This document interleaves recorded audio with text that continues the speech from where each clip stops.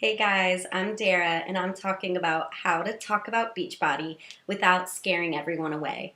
I have a few tips for you today, and later tonight you'll see some actual examples of what I'm talking about.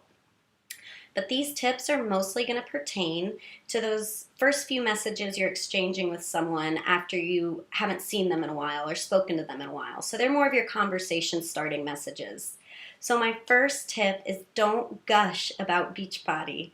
There is a time and a place to gush about Beachbody, but your first message to someone is not that time or place. So be careful. Don't word vomit. Gushing is just a really nice way of word vomiting, so don't do that yet. My second tip is that Beachbody should not be the focus of your conversation. In an effort to remain sincere and really just reach out to someone, you're wanting to fill them in on all aspects of your life, not just Beachbody. Beachbody should not be the only thing that you talk about. You should be filling them in on your family, your what you like to do for fun, where you live. There's a lot of things about your life that people are going to want to hear about besides Beachbody. And the third tip I have, and you've heard this a lot, but it remains true, ask them a lot of questions, invest in them, use form.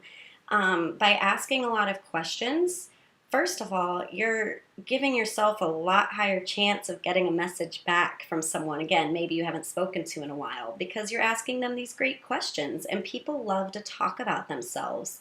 So you need to use that and ask them questions you would want to be asked. So ask a lot of questions.